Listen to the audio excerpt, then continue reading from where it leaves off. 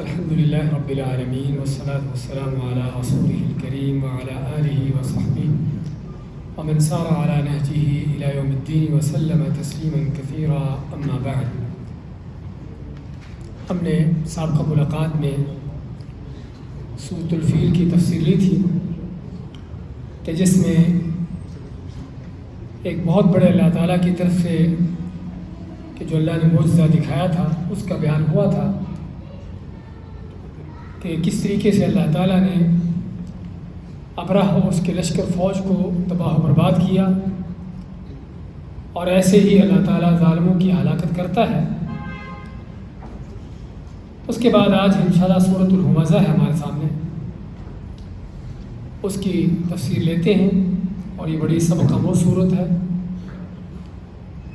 اعوذ باللہ من الشیطان الرجیم، بسم اللہ الرحمن الرحیم، ویل لکل ہمزۃ لمزہ الذی جمع مالا وعددہ یحسب ان مالہ اخلدہ کلا لینبذن فی الحطمہ وما ادراک ما الحطمہ نار اللہ الموقدہ التي تطلع على الأفئدة إنها عليهم مؤصدة في عمد ممددة۔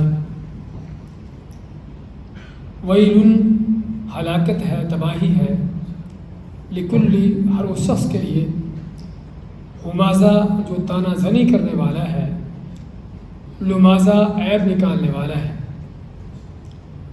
الذی جو کہ جمع کرتا ہے، جس نے جمع کیا، مالن مال یا بہت سا مال، وعددہ اور اسے گن گن کے رکھا، یحسب سمجھتا ہے، گمان کرتا ہے، ان مالہ کہ بے شک اس کا مال، اخلدہ اسے ہمیشہ رکھے گا، کلا ہرگز نہیں، لینبذن لام تاکید کے لیے اور آخر میں جس پر نون پر شد ہے تاکید کے لیے، یقیناً ضرور، ینبذ کے معنی ہوتا ہے پھینکا جانا، پھینکا جائے گا، فی الحطمہ حطمہ میں، وما ادراک ما الحطمہ، اللہ مانتا وما ادراک اور تم کیا جانو، ما الحطمہ کہ وہ حطمہ کیا ہے،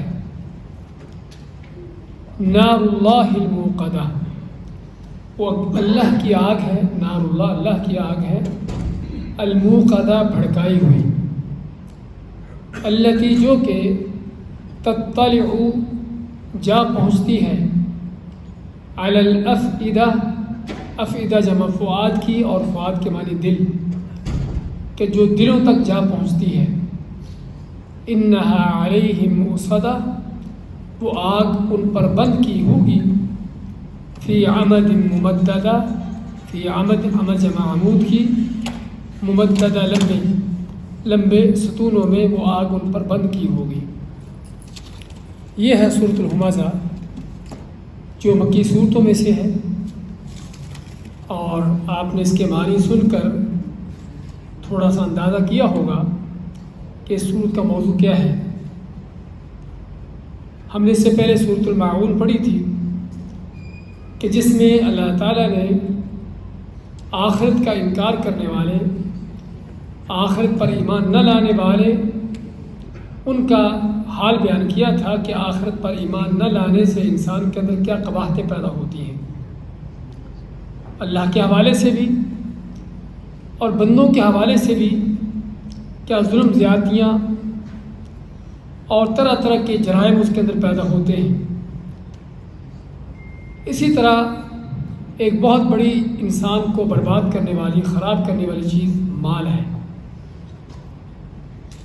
مال جو ہے اگر انسان اس کا غلط استعمال کرتا ہے، اللہ کی اس نعمت کو بے جا استعمال کرتا ہے، اور بلکہ اس نعمت کا شکر ادا کرنے کے بجائے اس کی ناشکری کرتا ہے تو یہی مال اکثر و بیشتر لوگوں کی بربادی کا ذریعہ بنتا ہے۔ اور یہی وجہ ہے کہ ہمیں قرآن و سنت میں مال سے بچنے کی اور اس سے دور رہنے کی ترغیب دی گئی ہے۔ نبی کریم صلی اللہ علیہ وسلم کے پاس بعض اوقات کوئی اگر آ کے، ویسے تو صحابہ کرام کے مطالبے ہمیشہ آخرت کے ہوتے تھے، لیکن اگر کوئی دنیا کا مطالبہ کر بھی دیتا، اس چیز کے لیے دعا کروانے کے لیے آپ سے کہہ بھی دیتا، تو آپ یہی کہتے کہ مال کی ہوس نہ کرو، اس کی لالچ نہ رکھو، اور اس کے نقصانات بیان کرتے ہیں۔ تو چنانچہ اس صورت میں اللہ تعالیٰ نے مال کا انجام کیا ہے، مال کی ہوس رکھنے والے کس طرح ان کے اخلاق و کردار بگڑتے ہیں، اور کس طرح اللہ کے ساتھ ان کا تعلق برباد ہوتا ہے، اور پھر اس کے آخر میں ان کا کیا انجام ہوتا ہے، اس کا بیان کیا گیا ہے۔ اور قرآن کا ایک انداز یہ بھی ہے کہ بعض اوقات اصل وہ چیز جس کی وجہ سے خرابی آتی ہے اس کا بعد مل کر آتا ہے، اور اس خرابی کا نتیجہ پہلے بیان ہو جاتا ہے۔ تو چنانچہ یہاں پر ہم وہی انداز دیکھتے ہیں کہ مال کے نتیجے میں انسان کا اخلاق کیسے بگڑتا ہے۔ اللہ ماتا ویل لکل ہمزۃ لمزہ، ویل بہت بڑی ہلاکت بربادی ہے، لکل ہر اس شخص کے لیے، ہمازہ جو تانا زنی کرتا ہے، لمازہ عیب نکالتا ہے۔ ہمازہ اور لمازہ یہ دونوں لفظ اکثر علماء کے نزدیک ہم معنی ہیں، مترادف ہیں، اور بعد میں تھوڑا سا فرق کیا ہے کہ ہمز کے معنی زبان سے کسی کو تان بازی کرنا، زبان سے کسی کا نقص نکالنا، اس کی کمزوری بیان کرنا، اس کی کوئی کمیاں کوتاہیاں ذکر کرنا، اور لمز کے معنی ہاتھوں آنکھوں کے اشارے سے۔ ہم جس طرح جانتے ہیں کہ اکثر و بیشتر تو زبان سے آدمی زبان سے کوئی بات کہہ کر کسی کی تحقیر کرتا ہے، اس کو حقیر بناتا ہے، اور اس پر تان بازی کرتا ہے، اور بعض اوقات زبان کی بجائے ہاتھ کے اشارے سے، آنکھ کے اشارے سے، اور جسم کی کسی مخصوص حرکت سے، اس سے بھی تان بازی ہوتی ہے۔ نبی کریم صلی اللہ علیہ وسلم نے حضرت عائشہ کے پاس اپنی ایک بیوی حضرت صفیہ کا ذکر کیا۔ حضرت صفیہ رضی اللہ تعالیٰ عنہ کا قد کی تھوڑی چھوٹی تھی، تو حضرت عائشہ نے ہاتھ کے اشارے سے ایسا اشارہ کیا کہ جس میں ان کے چھوٹے قد کا بیان تھا، یا چھوٹے قد کی اشارہ تھا۔ کیا خیال ہے آپ کا کہ یہ اشارہ کتنا خطرناک ہے، یا کتنا اس کے اندر گناہ کا پہلو ہے؟ نبی کریم صلی اللہ علیہ وسلم آتے ہیں کہ تم نے ایسی بات کہہ دی، ایسا اشارہ کر دیا، ایسا تانا دے دیا کہ اگر یہ سمندر میں ملا دیا جائے تو سمندر کڑوا ہو جائے۔ اور حقیقت میں بھائیوں، اس سے پہلے کہ ہم اس کی صورت کی تفسیر میں آگے چلیں، اسلام نے سب سے زیادہ جس چیز کی ایک مسلمان کی تربیت کرنے کی کوشش کی ہے، اللہ پر ایمان اور سچے عقیدے کے بعد وہ اخلاق و کردار ہے، کہ ایک مسلمان کا اخلاق جو ہے وہ اللہ کے ساتھ بھی صحیح ہو اور بندوں کے ساتھ بھی صحیح ہو۔ اگر اخلاق برباد ہے، اخلاق کی خرابی ہے، تو آدمی چاہے کتنی بھی عبادت گزار کیوں نہ ہو، کتنی بھی عبادتیں کیوں نہ کر رہا ہو، اس کی کسی عبادت کا اللہ کے ہاں کوئی شمار نہیں ہے۔ تو صرف اسی حدیث سے جو آپ نے ذکر کیا ابھی آپ کے سامنے، اس سے آپ اندازہ کر سکتے ہیں کہ صرف ہاتھ کے معمولی اشارے سے ہی، اور اشارہ بھی انہوں نے اس چیز کا کیا کہ جو واقعی حقیقت تھی، ان کا قد واقعی چھوٹا تھا، تو انہوں نے اس چھوٹے قد کی طرف اشارہ کر دیا، لیکن اس انداز سے کہ جس میں ایک طرح کا تان بازی ہو۔ تو آپ مائیں کہ تم نے ایسی بات کہہ دی کہ جو سمندر میں ملا دی جائے تو سمندر کڑوا ہو جائے۔ اس سے پتہ چلتا ہے کہ ان چیزوں کا انسان کے اعمال پر کتنا بڑا اثر ہے، اور قیامت کے دن کتنے ہی ایسے لوگ ہوں گے کہ جو بڑی نیکیاں لے کر آئیں گے پہاڑوں کی طرح، لیکن ان کی ساری نیکیاں لوگ لے کر چلے جائیں گے اور وہ آخر میں پھر بھی جہنم کو جا رہا ہوگا۔ جی ہاں، تو اس سے پتہ چلتا ہے کہ ہمیں کس قدر اپنے آپ کو محتاط کرنے کی ضرورت ہے، اور ان چیزوں کے اندر آدمی جس قدر اپنے آپ کو محتاط کر لے اسی قدر محتاط ہو جاتا ہے، بچ جاتا ہے، محفوظ ہو جاتا ہے، اور جس قدر اپنے آپ کو بے لگام چھوڑ دے اسی قدر جو ہے وہ پھر اس کی زبان بھی تال بازیاں کر رہی ہے، زبان پہ بھی غلط الفاظ چل رہے ہیں، ہاتھوں آنکھوں کے اشارے بھی چل رہے ہیں، پرواہ نہیں ہوتی کہ میں کتنے گناہ کر رہا ہوں۔ ہاں، پڑھنے کو نمازیں پڑھ لیتا ہوگا 5، لیکن ان نمازوں سے بڑھ کر کتنی زیادہ اس نے گناہ اور کتنی زیادہ برائیاں کما لی ہیں۔ تو مایا کہ بربادی تباہی ہے ہر اس شخص کے لیے، اور یہاں پر ہر اس شخص کے لیے کا معنی کہ چاہے وہ پکا نمازی ہو، چاہے وہ بڑا عبادت گزار بھی ہو، لیکن جس کے اندر یہ خرابی ہے، تان بازی کرتا ہے اور عیب نکالتا ہے، اس کے لیے تباہی ہے، اس کے لیے ہلاکت بربادی ہے۔ اچھا، یہ اخلاق اس کا کہاں سے بگڑتا ہے، کیوں بگڑتا ہے؟ آگے اس کی وجہ بیان کی، الذی جمع مالا وعددہ، جو مال جمع کرتا ہے، وعددہ، اسے گن گن کے رکھتا ہے۔ اس میں 2 صفتیں بیان ہوئیں کہ جو مذموم اور غلط صفتیں ہیں۔ ایک تو مال کو جمع کرنا، مال کا جمع کرنا ہی اس بات کی دلیل ہے کہ مال کی ہوس ہے، اس کی لالچ ہے، اور مال کی لالچ ہونا ہی انسان کی بربادی کا سب سے بڑا ذریعہ ہے۔ ہم آگے سورۃ پڑھیں گے الہاکم التکاثر، کہ جس میں مزید اس چیز کا بیان ہے کہ مال کی ہوس اور لالچ انسان کو کس انداز سے تباہ کرتی ہے۔ تو مال کو جمع کرتا ہے، اور مال کا جمع کرنا قیامت کے دن انسان کی ہلاکت کا ذریعہ ہے۔ قیامت کے دن وہ مال جو جمع کیا ہوگا، اور جمع کرنے کا معنی کہ اس میں سے اللہ کا حق نہیں نکالا ہوگا۔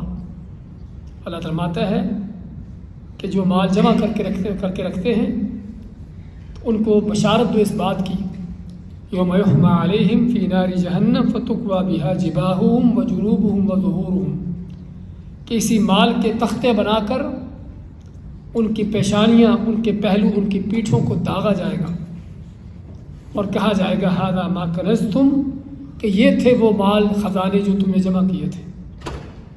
اور اس لیے ہم دیکھتے ہیں رسول کریم علیہ السلام اور آپ کے جلیل القدر صحابہ، ان کے ہاں مال جمع کرنے کی ہوس، کوئی اس طرح کی سوچ فکر نہیں تھی۔ ہوس تو ہونا دور کی باتیں ہیں، کوئی سوچ فکر ہی نہیں ہوتی تھی۔ مال جمع کرنا تو کیا، بعض اوقات اپنی ضرورت کے لیے بھی کو مال رکھنا، اس بات کی ان کو سوچنا ہوتی۔ حضرت عائشہ رضی اللہ تعالیٰ عنہ کے پاس خلیفہ وقت کی طرف سے بہت بڑا مال آیا، انہوں نے اپنی خادمہ کو حکم دیا کہ اس کو غریبوں میں تقسیم کر دو۔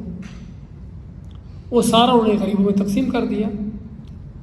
شام کو جب افطاری کا وقت ہوا، روزہ رکھا ہوا تھا، نفل روزہ تھا، تو روزہ افطار کرنے کے لیے کچھ نہ تھا گھر میں۔ دیکھیے کہ جب مال کی ہوس دل میں نہیں ہوتی تو انسان کا حال کیا ہوتا ہے۔ اتنا بڑا مال آیا، گھر میں کچھ بھی نہیں ہے، سوچا بھی نہیں اس میں کچھ رکھنے کا، تو افطاری کے لیے کچھ نہ تھا۔ تو خادمہ نے کہا کہ افطاری کے لیے کچھ بھی نہیں ہے، اور آپ کے پاس اتنا مال آیا تھا، آپ کم از کم افطاری کے لیے کچھ نہ کچھ خرید لیتے۔ حضرت عائشہ نے کیا فرمایا کہ اگر تم یاد دلاتی تو کچھ نہ کچھ لے لیتے ہم۔ یعنی ان کے جملے سے ہم کو کیا معلوم ہوتا ہے کہ اس بات کا کوئی فکر ہی نہیں کہ میں نے افطاری کرنی ہے، شام کو کچھ کھانا ہوگا مجھے، اس کے لیے مجھے کوئی ضرورت ہوگی۔ یہ ہے ان کا حال۔ تو اس لیے صحابہ کے ہاں مال جمع کرنا تو دور کی بات ہے، مال کو آتا بھی ہے تو اس سے جان چھڑانے کی کوشش۔ عمر فاروق کے زمانے میں حمص جو شام کا ایک علاقہ ہے، اس کے گورنر کے بارے میں پتہ چلا کہ وہ فقیر آدمی ہے، غریب ہے، حمص کا گورنر۔ پتہ چلا کہ وہ غریب ہے، انہوں نے وہاں پر صدقہ خیرات بھیجے تو اس کو بھی کچھ صدقہ خیرات بھیج دیا۔ تو اس کے گھر میں جب پہنچتا ہے وہ صدقہ خیرات تو پریشان ہو جاتے ہیں، اتنے پریشان ہوتے ہیں کہ بیوی پوچھتی ہے کیا خلیفہ وقت فوت ہو گئے، کیا کوئی بڑی آفت آئی ہے؟ کہنے لگے نہیں، اس سے بڑھ کر آفت ہے، اس سے بڑھ کر مصیبت آئی ہے۔ کیا ہے؟ ہاں الفاظ کیا ہے ذرا غور سے سنیے۔ کہتے میرے گھر میں دنیا آ گئی تاکہ میری آخرت کو برباد کرے۔ فقیر آدمی ہے، غریب آدمی ہے، لیکن اور خلیفہ وقت نے کچھ ان کو مال بھیجا تو کہتے میرے گھر میں دنیا آ گئی تاکہ میری آخرت کو برباد کرے۔ تو بیوی کی تربیت بھی اسی ایمان پر تھی، کہتی ہے کہ اس میں فکر مند ہونے کی ضرورت کیا ہے، مال اٹھاؤ غریبوں کو تقسیم کر دو، بات ختم ہو جائے گی۔ تو یہ تھا ان کا حال۔ تو اللہ مانتا ہے کہ یہ جو بد اخلاقی بد کرداری کس کے اندر پیدا ہوتی ہے؟ الذی جمع مالا، مال جمع کرتا ہے، اور جمع کرنے تک صرف نہیں بلکہ وعددہ، اس کو گن گن کے رکھتا ہے، یعنی اس کو شمار کر رہا ہے کہ کتنا اور بڑھ گیا، مال کی ہوس، اس کی لالچ، اس کو بڑھانے کی کوشش۔ اور یہ ہے اصل وہ عذاب جو اللہ تعالیٰ اس طرح کے بدبختوں کو دیتا ہے۔ تو سورۃ توبہ میں اللہ نے 2 جگہ ذکر کیا اس چیز کا کہ ان منافقوں، کافروں، بے دینوں، فاسقوں، فاجروں کے مال دولت دیکھ کر آپ کو کسی طرح کا تعجب نہ ہو، کسی آپ حیرانگی میں نہ پڑو کہ اللہ کے دشمنوں کے پاس اتنا مال۔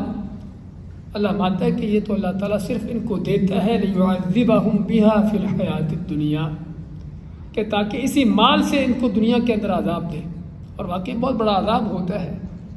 آپ دیکھتے ہو بعض لوگ بیچارے کھانا بھی کھا رہے ہیں تو ساتھ بل چیک ہو رہے ہوتے ہیں، نیند آتی نہیں بیچاروں کے، اس انداز سے دل دماغ پر مال چھایا ہوتا ہے، حساب کتاب اس انداز سے اس کی فکر ہوتی ہے کہ نیندیں اڑی ہوتی ہے، جب تک کوئی اپنے کیپسول نہیں کھاتے، کوئی انجیکشن نہیں لگاتے، اس وقت تک نیند نہیں آتی۔ اس سے بڑھ کر اور عذاب کیا ہے؟ حالانکہ مال دنیا کے وسائل اللہ نے پیدا کیے انسان کی خدمت کے لیے، لیکن کسی کی بدبختی یہ ہوتی ہے کہ انسان ان کا خادم بن جائے، بجائے اس سے خدمت کروانے کے، مال سے خدمت کروانے کے بجائے مال کا خود خادم بن جائے، مال کا خود جو ہے اس کا غلام بن جائے۔ اور اسی آپ مانتے ہیں جس طرح کہ صحیح بخاری کی حدیث ہے، تعیس عبد الدینار تعیس عبد الدرہم، کہ دینار کا بندہ، درہم کا بندہ بدبخت ہو۔ آپ کی بد دعا بھی ہے اور آپ کی طرف سے خبر بھی ہے ایسے لوگوں کے لیے کہ جو مال کی ہوس رکھنے والے ہیں، حتیٰ کہ درہم دینار کے بندے بن جاتے ہیں، اس کے پجاری بن جاتے ہیں۔ تو اللہ فرماتا ہے الذی جمع مالا وعددہ، یہ مال جمع اور کر کے اور گن گن کی کیوں رکھتا ہے؟ آگے اللہ نے اس کی غلط فہمی کا ذکر کیا ہے، یحسب ان مالہ اخلدہ، ہاں وہ سمجھتا ہے کہ یہ مال ہی اس کو ہمیشہ رکھے گا۔ ہاں مال ہے تو ہر چیز ہے، آج دنیا کا فارمولہ یہی ہے، مال ہے، عزت ہے، وقار ہے، جاہ و حشمت ہے، بڑی ریل پیل ہے، بڑے مزے ہیں، بڑی لذتیں ہیں، ہاں وہ دیکھنے کو نظر آتی ہیں، لیکن انہیں مالداروں کے وہ کس جہنم کے اندر پل رہے ہوتے ہیں اس کا اندازہ یہاں سے ہوتا ہے کہ جو آئے دن آپ انہیں مالداروں کی خودکشی کے واقعات سنتے ہیں۔ دنیا کے سب سے بڑے بلیونیر اکثر و بیشتر کی موتیں کہاں ہوتی ہیں؟ خود ہی اپنے آپ کو ہلاک کرتے، خودکشی کر کے مر رہے ہوتے ہیں۔ ایک آدمی زندگی کے ہاتھوں اتنا تنگ آیا ہو کہ اس کو زندہ رہنا ہی گوارا نہ ہو، اس کا معنی کیا ہے کہ کس جہنم کے اندر وہ پل رہا ہے۔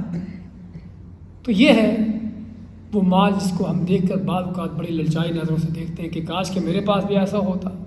وہ قارون کی طرح نکلا تھا اپنے مال کی نمائش کرتا ہوا لوگوں کے سامنے، تو مادہ پرست دنیا دار کیا انہوں نے کیا کہا، یا علیہ تعالیٰ مثل ما اوتی قارون، کہ کاش کہ ہم کو بھی قارون کے خزانے مل جاتے۔ اور اتنا نہیں کہا صرف، انہ لذو حظ عظیم، یہ بڑا ہی خوش قسمت ہے، مال ہے، دولت ہے، ہاں بڑی خوش قسمتی ہے۔ یہ ہے لوگوں کی دھوکہ بازی، ان کی غلط فہمی، جو شیطان ان کو دھوکہ دیتا ہے کہ مال کے ساتھ بڑی عزت ہے، بڑی لذت ہے، بڑا مزہ ہے، اور مال ہی انسان کی خوش قسمتی کی دلیل ہے، حالانکہ یہ چیز نہیں ہے۔ اللہ تعالیٰ نے تھوڑا دیا ہو، اللہ کے نبی صلی اللہ علیہ وسلم کی دعا ہوتی تھی، اللہم اجعل رزق آل محمد کفافا، اے اللہ آل محمد کی روزی صرف اتنی سی ہو جو ان کے لیے کفایت کرنے کے لیے ہو، اس سے بڑھ کر نہ ہو۔ تو یہ کیا ہے؟ مال کس بارے میں سمجھتا ہے؟ ان مالہ اخلدہ، اس کا مال اس کا ہمیشہ رکھے گا۔ اور یہ بہت بڑی غلط فہمی، بہت بڑی جہالت ہے۔ کسی کو اگر شک ہے تو تاریخ اٹھا کر دیکھے، دنیا میں کتنے بڑے بڑے مالدار گزرے، ان کے بڑے خزانے، بڑے مال، بڑی دولتیں، جن کا خود ان کو اندازہ نہ تھا، مرے، بلکہ مرنے سے پہلے بات تو دنیا کے اندر ہی مال تباہ ہو گیا، کسی اور وجہ سے جاتا رہا، اور کہ مرے بھی تو ذلیل ہو کر مرے، اور بعض تو اس مال کے ساتھ مر گئے، لیکن ان کے مرنے کے ساتھ ہی دنیا بھول گئی کہ کون تھا کون نہیں تھا۔ اور اٹھا کر دیکھیے تاریخ کو، کہ تاریخ میں آپ کو مالداروں کے نام ملتے ہوں، بڑے تاجروں کے ذکر ملتا ہو کہ فلاں بڑا تاجر تھا، بڑا مالدار تھا۔ تاریخ نے ایسے لوگوں کو محفوظ نہیں کیا۔ تاریخ نے اگر کسی کو محفوظ کیا ہے تو کس کو کیا ہے؟ ہاں، ان کو کیا ہے کہ جنہوں نے دنیا میں کوئی بڑے کارنامے کیے ہیں، کوئی دین کے بڑے کام کیے ہیں، اللہ کے انبیاء ہیں، رسول ہیں، کوئی انسانیت کی جنہوں نے رہنمائی کی ہے، ان کے نام ضرور آپ کو ملیں گے۔ اہل علم کے نام آپ کو ضرور ملیں گے، چاہے وہ غریب فقیر تھے، ہاں ان کی پوری تاریخ آپ کو ملے گی، کہ سینکڑوں صفحات پر، بلکہ پوری والیوم آپ کو ملے گی ان کی تاریخ میں کہ وہ کون تھے۔ لیکن کسی تاجر کا، ان مالداروں کا ذکر کہیں نہیں ملے گا آپ کو۔ یہ ہے ایک غلط فہمی جو اللہ نے فرمائی ہے کہ یحسب ان مالہ اخلدہ، یہ بیوقوف سمجھتا ہے کہ اس کا مال اس کو ہمیشہ رکھے گا، باقی رکھے گا۔ اللہ ماتا کلا، اور کلا کے معنی اس کے دو معنی کیے جاتے ہیں، ایک تو خبردار، کسی بات کی تنبیہ کرنے کے لیے، اور یہ بھی معنی صحیح ہے، اور دوسرا کلا اس کا جو لفظی معنی ہے ہرگز نہیں، ہرگز نہیں، یہ تیری غلط فہمی ہے، یہ صرف دھوکہ ہے تیرا کہ مال تجھے ہمیشہ رکھے گا، ایسا نہیں ہوتا۔ لَيُنبَذَنَّ فِي الْحُطَمَةِ، مال تو تباہ ہوگا، وہ تو جائے گا، وہ تو صرف دنیا کی چند دن کی لذت ہے، متاع ہے۔ اللہ نے پوری دنیا ہی کو کیا فرمایا ہے؟ وَمَا الْحَيَاةُ الدُّنْيَا إِلَّا مَتَاعُ الْغُرُورِ، کہ دنیا صرف ایک دھوکے کا سامان ہے۔ متاع کے معنی ہوتا ہے کہ جو معمولی سا کسی چیز کا فائدہ ہو تھوڑے وقت کے لیے، اور وہ بھی معمولی سا، تو دنیا یہ ہے۔ پوری دنیا بھی کسی کو حاصل ہو جائے تو صرف ایک معمولی سا متاع ہے، معمولی سا فائدہ ہے۔ تو اللہ مانتا ہے کہ یہ مال تو اس نے اس سے تو نہیں رہنا، یہ تو اس سے جانے جانا ہے، بعض یعنی خود ہی ان کی زندگی میں چلا جاتا ہے، اور بعض چھوڑ کے چلے جاتے ہیں۔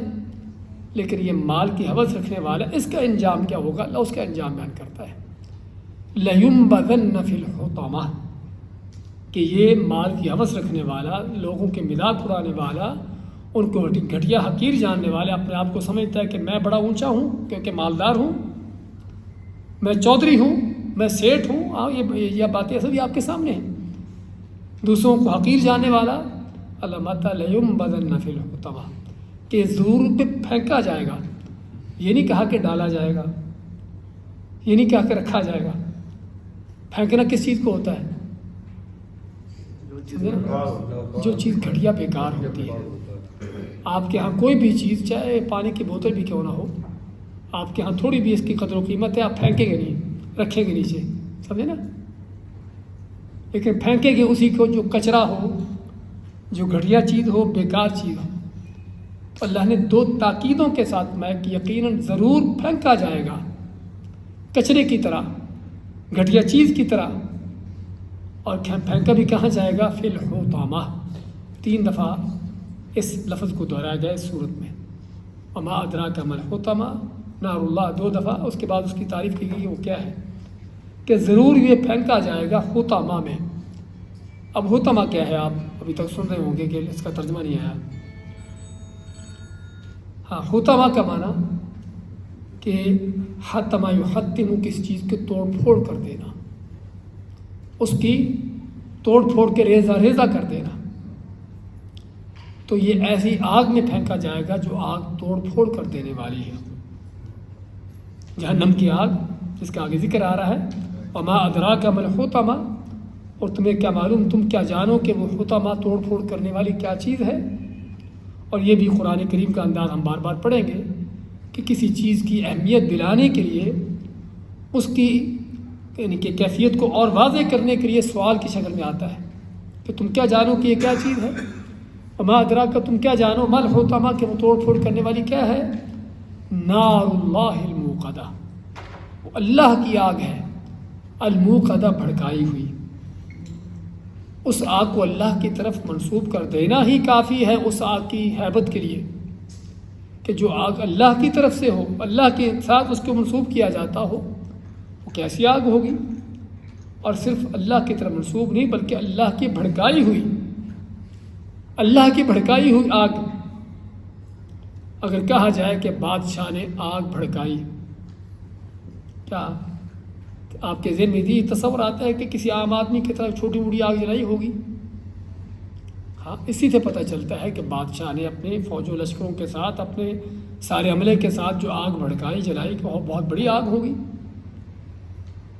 ابراہیم علیہ السلام کو جلانے کے لیے نمرود اور بادشاہ نے سبھی نے مل کر جو آگ بھڑکائی، ہاں وہ کیسی تھی کہ جس کے متعلق روایات آتی ہیں کہ پرندہ بھی اوپر سے اڑتا ہوا گزر جاتا تو وہی جل جاتا تھا.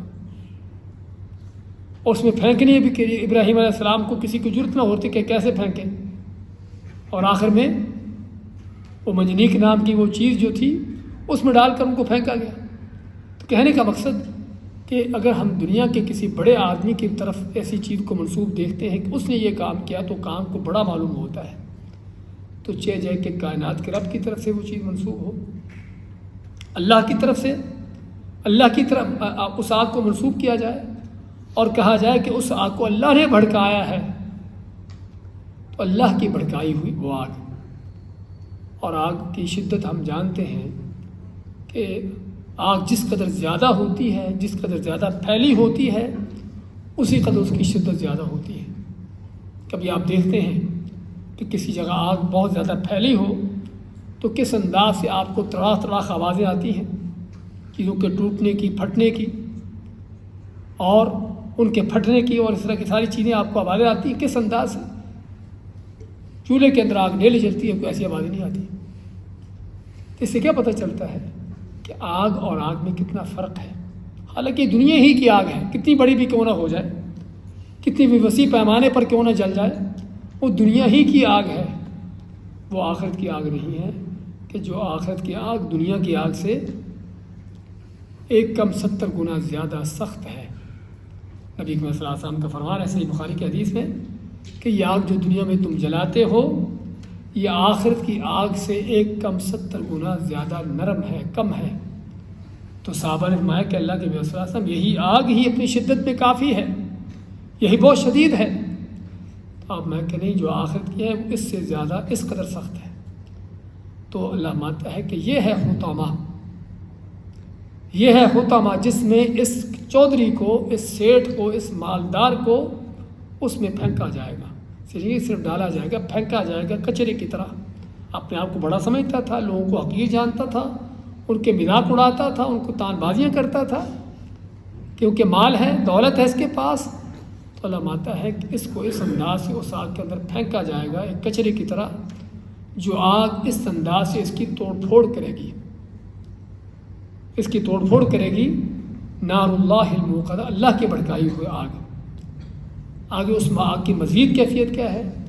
التی تطلع علی الافئدہ، جو آگ جو ہے تطلع جا پہنچے گی، علی الافئدہ، افئدہ جمع فؤاد کی، اور فؤاد کے معنی ویسے تو ہم کہتے ہیں فؤاد کے معنی دل ہوتا ہے، لیکن فؤاد کیا جو دقیق اور باریک معنی ہے وہ یہ ہے کہ دل کے اندر وہ جگہ جو انسان کی سوچ و فکر کی ہوتی ہے. دل کو عربی میں کیا کہتے ہیں؟ قلب. ہاں جی، قلب کہتے ہیں. وہ دل ہے جو لوتھڑا ہے گوشت کا، وہ قلب ہے، سمجھے نا. لیکن اس دل کے اندر جو سوچ فکر کا مادہ ہے، جو سوچ فکر کی جگہ ہے، یہ ہے فؤاد. اس کو فؤاد کہتے ہیں، ورنہ عام دل کو فؤاد نہیں کہا جاتا. فؤاد اس مادے کو کہتے ہیں، اس چیز کو کہتے ہیں جو دل کے اندر سوچ و فکر کی ہے. تو چنانچہ اس کے اندر تکبر کہاں سے پیدا ہوا؟ ہاں، اسی دل میں. تکبر دل میں پیدا ہوتا ہے، یہ دل کی بیماریوں میں سے ہے. غرور اور تکبر اور بڑائی اور دوسروں سے اپنے آپ کو اونچا جاننا، ہاں یہ ساری دل کی بیماریاں ہیں. تو چنانچہ دل کے اندر یہ بیماری تھی اس کے تکبر کی، غرور کی. تو اب اس بیماری کی جگہ پر پہنچنا تاکہ اس کا علاج ہو، ہاں یہ ضروری ہے. تو اللہ مانتا ہے کہ وہ آگ جا پہنچے گی ان کے دلوں تک، ان کے فؤاد تک. اس میں علماء نے اس چیز کا بیان کیا ہے کہ وہ آگ صرف کوئی اندھی آگ نہیں ہے کہ بس ایسے جلا دے بس، بلکہ اس آگ کے اندر بھی اللہ نے ایسے احساسات رکھے ہوئے ہیں، ایسے شعور رکھا ہوا ہے کہ کس کو کتنا جلانا ہے، کس کو کتنا جلانا ہے اور کہاں کہاں سے اس کو زیادہ جلانا ہے. ویسے تو جہنم میں پڑا آدمی چاروں طرف سے اس کی آگ ہی آگ ہے، جل رہا ہے، لیکن اس کے کون سے عضو کو، کون سے اس کے جسم کے حصے کو زیادہ آگ پہنچانی ہے، اس کو زیادہ جلانا ہے. اللہ نے اس آگ کے اندر یہ بھی احساس رکھا ہوا ہے. تو یہ آگ عام دنیا کی آگ نہیں ہے کہ بس اس میں چیز ڈال دو جل گئی ختم ہو گئی بات. یہ بات یہ نہیں ہے، بلکہ اس کو جلائے گی اور جلائے گی بھی مخصوص انداز سے، حتیٰ کہ دل کی ان جگہوں پر پہنچنا کہ جہاں پر اس کے تکبر و غرور کا انداز تھا، اس کو جا کر جلانا. اور اس کے اندر دوسرا معنی یہ بھی آتا ہے کہ اگر یہ آگ دل تک جا پہنچے گی اور کہ دل کی گہرائیوں تک وہ آگ جا پہنچے گی، تو دل ہوتا کہاں پر ہے؟ جسم کے اندر. اللہ نے اس کو ایک بڑی محفوظ جگہ پر رکھا ہوا ہے. اس پر ایک اچھا خاصا جو ہے وہ خول چڑھایا ہوا ہے، جسم کا، جلد کا، گوشت پوست کا، پھر اوپر سے ہڈیوں کا، پسلیوں کا، اور اس محفوظ جگہ پر دل کو رکھا ہوا ہے عین جسم کے اندر. تو آگ اگر وہاں پر پہنچے گی تو باقی جسم کا حال کیا ہے، باقی جسم کی کیا کیفیت ہے؟ اسی میں فرمایا کہ نار اللہ الموقدہ، اللہ کی بھڑکائی آگ. اس کو نام ہی حطمہ کا دیا گیا ہے کہ توڑ پھوڑ کرنے والی ہے، کہ جو دل کی ان گہرائیوں تک پہنچے گی، کہ جہاں پر پہنچ کر کہ جہاں پر بخل، کمینگی، کنجوسی، تکبر اور غرور یہ اس کے مادے تھے، ان کو جا کر جلائے گی. انہا علیہم مؤصدہ. اور بات صرف آگ کی نہیں ہے، بات صرف جہنم کی نہیں ہے، بلکہ اس جہنم کے اندر بھی جہنم، جیل کے اندر بھی جیل ہوتی ہے. کیا خیال ہے کہ نہیں ہوتی؟ کیا ہوتی ہے جیل کے اندر؟ جیل کیا ہوتی ہے؟ ہاں جی، کالی کوٹھیاں ہوتی ہیں. ایسی بھی جگہ ہوتی ہے کہ جہاں پر انسان ہل نہیں سکتا، بیٹھا ہے تو بیٹھا، کھڑا نہیں ہو سکے گا، سمجھے نا. ایسی بھی تنگ ترین جگہ ہوتی، وہ بھی جیل ہے، وہ بھی جیل ہی کا حصہ ہے، جیل کے اندر جیل ہے. تو جس طرح ہم دنیا کی جیلوں کے اندر جانتے ہیں کہ دنیا کی جیلوں کے اندر اور جیلیں ہوتی ہیں جو اور زیادہ شدید سخت ہوتی ہیں، اسی طرح جہنم کے اندر بھی جیلیں ہیں. وہ جہنم کی جیل کیا ہے؟ انہا علیہم مؤصدہ. وہ آگ ان پر بند کی ہوگی، یعنی ان کو آگ کے اندر فی عمد ممدد، اگر یاد کو ملا لیں کہ لمبے ستونوں کے اندر ان کو، ان چودھریوں کو، ان سیٹھوں کو، ان بدماشوں کو، کہ جو تکبر کرنے والے تھے اور جو لوگوں کو حقیر جاننے والے تھے، مال کی ہوس رکھنے والے، بخل کنجوسی کرنے والے، ان کو جہنم کے ان ستونوں کے اندر بند کر کے جہنم کے اندر ڈالا جائے گا. اور یہ اور بھی ان کی شدت کا عذاب کی حالت. بلکہ بات دوسرے الفاظ میں ہے، دوسری یعنی کہ اس سے پتہ چلتا ہے کہ جہنم کے اندر ٹھونسے ہوں گے. بعض مفسرین کا کہنا ہے کہ ایسے ٹھونسے ہوں گے جس طرح کیل کو لکڑی کے اندر ٹھونسا گیا ہوتا ہے یا کسی دیوار کے اندر ٹھونسا گیا ہوتا ہے. تو کیل جو دیوار کے اندر یا لکڑی کے اندر ٹھکا ہوتا ہے، کیا خیال ہے اس کے آس پاس کوئی جگہ ہوتی ہے؟ کس انداز سے وہ عین یعنی کہ اس چیز کے اندر گھس کر، یعنی کہ اس کے اندر کوئی سانس لینے کا، کوئی اس کے آس پاس کوئی خالی جگہ ہونے کا کوئی چانس نہیں ہوتا. ان جہنمیوں کو صرف نہ کہ جہنم کے اندر ڈالا جائے گا بلکہ جہنم کے ان زندانوں کے اندر، ان کال کوٹریوں کے اندر، کہ جہاں پر ان کو کوئی حرکت کرنے کی بھی جگہ نہ ہوگی۔ یہ ہے جو شدت کے عذاب کی کیفیت ہے۔ تو میں انہا علیہم موصدہ، بات صرف یہ نہیں کہ وہ جہنم میں ہوں گے اور جہنم کی آگ میں جل رہے ہوں گے، بلکہ ان کو جہنم کی آگ میں بند کیا ہوگا، فی عمد ممددہ، لمبے لمبے ستوروں میں۔ تو یہ ہے اس صورت کے معنی ہم نے جو ذکر کیے ہیں مختصر انداز سے آپ کے سامنے، کیونکہ صورت کافی لمبی تھی۔ تو لیکن اس سے پتہ کیا چلتا ہے کہ انسان کی مال کی ہوس، دنیا کی ہوس، اور اس مال کی ہوس کے نتیجے میں انسان کا بخیل کنجوس ہو جانا، اور مال حاصل ہونے کے نتیجے میں اپنے آپ کو بڑا اور دوسروں کا حقیر سمجھنا، اس کا نتیجہ، اس کا انجام کیا ہے؟ کہ اللہ تعالیٰ پہلی بات تو ایسے لوگوں کو دنیا کے اندر ذلیل کرتا ہے، اور اگر دنیا کی ذلتوں سے کبھی بچ بھی جائیں تو آخرت میں جہنم کے اس قدر شدید ترین عذاب ان کے انتظار میں ہیں۔ تو یہ ایک اللہ نے صرف منظر پیش کیا ہے، ایک معمولی سی جھلک پیش کی ہے ایسے لوگوں کی کہ جو اس انداز سے اللہ کی مال کی دی ہوئی نعمت کا غلط استعمال کرتے ہیں، اللہ کی اس نعمت کو امتحان سمجھنے کے بجائے، آزمائش سمجھنے کے بجائے، اور اس نعمت کا صحیح استعمال کر کے اپنی آخرت کو سنوارنے کے بجائے اس کا غلط استعمال کرتے ہیں۔ تو یہی مال انسان کی کس قدر بربادی کا ذریعہ بنتا ہے، ورنہ یہی مال، اس کے بارے میں اللہ کے نبی صلی اللہ علیہ وسلم کا فرمان ہے۔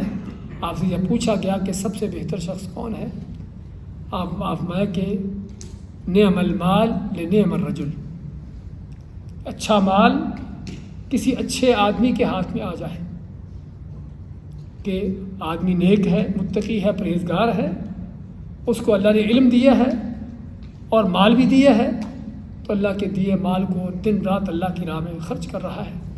آپ مانتے ہیں ھذا بافضل المنازل، کہ یہ ہے کہ جو سب سے اونچے اعلیٰ درجوں پر ہے۔ اس لیے اس اللہ کی نعمت کا اگر صحیح استعمال کر لیا جائے تو اس کا یہ نتیجہ ہے، اور اگر اس کا غلط استعمال ہو جائے تو اس کا یہ انجام جو آپ صورت میں پڑھ سن رہے تھے۔